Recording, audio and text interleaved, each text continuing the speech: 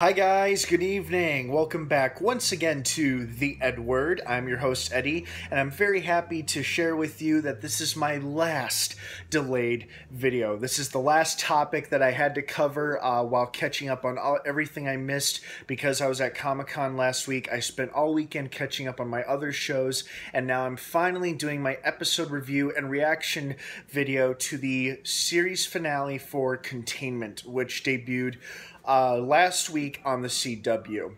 And I finally watched it the other day, and I gotta say, eh, uh, a friend of mine told me she was very disappointed in it. I'm like, well, that's understandable. I mean, I hadn't seen it yet, but I was planning on watching it because I was very curious as to how it was going to end. And certain things happened that I thought would happen in the finale, and then other things also did not happen, which also surprised me. And I realized, I think the most satisfying, enjoyable part of the episode was when they revealed Dr. Lumens or Lamens. They reveal the CDC chief's dirty little secret when Lex met with her to confront her about resigning, and he was secretly taping her or recording her voice as they talked. And then that was revealed to the news, to the media, thanks to Leo Green, who sort of redeemed himself in the eyes of the people because he was a controversial blogger who released a full legitimate story to the world. And now, of course, her career will probably end, and she may even face a hearing for lying to the American public. And she'll probably, if she doesn't face some jail time, she'll definitely lose her.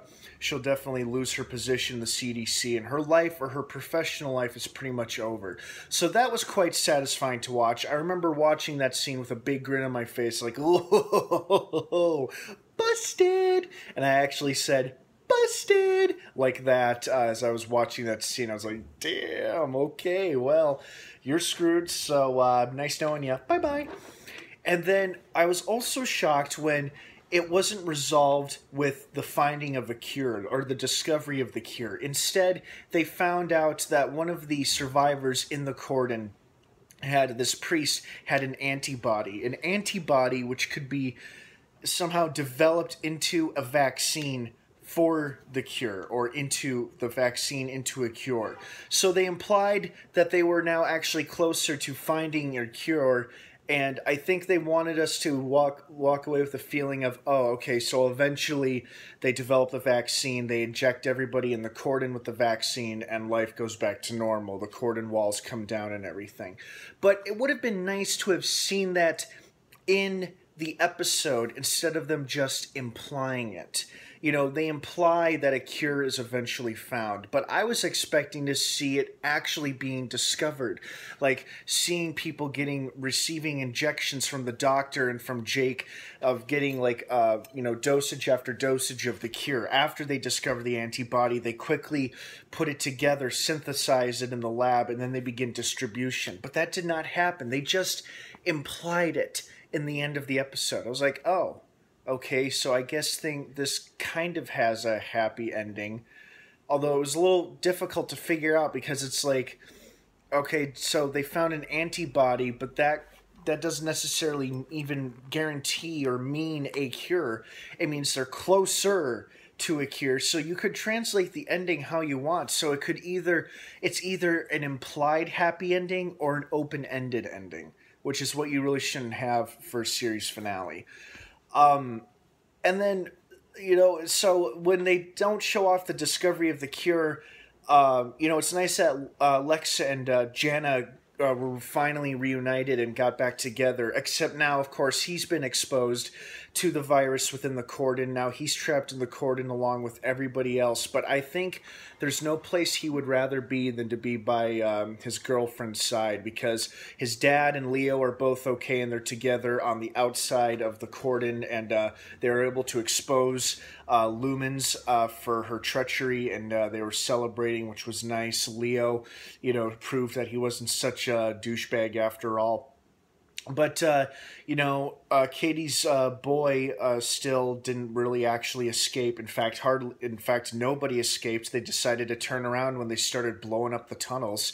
And then They didn't show. Did they show what happened to the cop who was leading them out in the first place? Because he shoots that other cop right through the head, through the mask, and then we see him disappear. And I don't think we see him since. So, there are a lot of unanswered questions. Some stuff was pretty straightforward.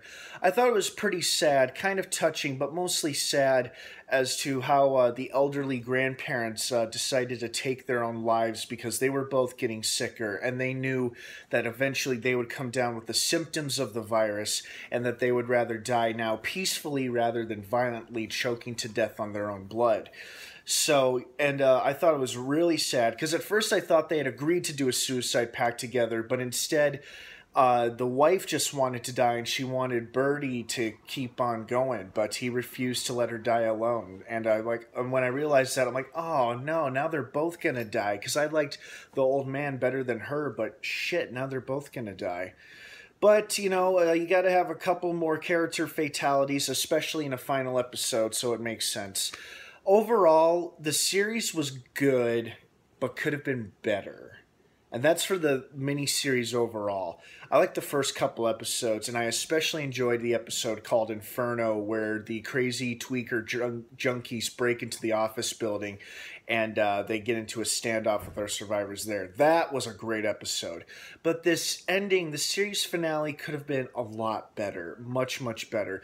I think it would have been a lot more satisfying to a lot of people if they had actually shown the cure being created and distributed to the survivors inside the cordon, and showing families and friends being reunited and life returning back once again to normal in Atlanta. But like I said, it was either an implied happy ending or an open-ended ending. So I liked it for what it was, but I was a little disappointed. It could have been better for what it was, but oh well, it's over now, and I hope you guys enjoyed watching Containment as much as I did, or at least most of it, I should say. Thank you so much for joining me as we watch this mini-series that started earlier this spring. And please stay subscribed for more upcoming videos and content here on the EdWord. Don't forget to check out my Facebook page in the description down below. You'll see the link there. I think you'll like what you see. And also... don't forget to tune in on a regular basis to see what other shows I'm doing reviews for. I'm currently following Scream, the TV series, and Zoo, both of which appear on Tuesday nights, both on CBS and MTV, respectively. And yeah, so tune in if you're interested in either one of those series. Thanks again for joining me as we watched Containment. I hope you enjoyed it more or less than I did. Have a great rest of the night, everybody. And of course, until next time, may the Force be with you.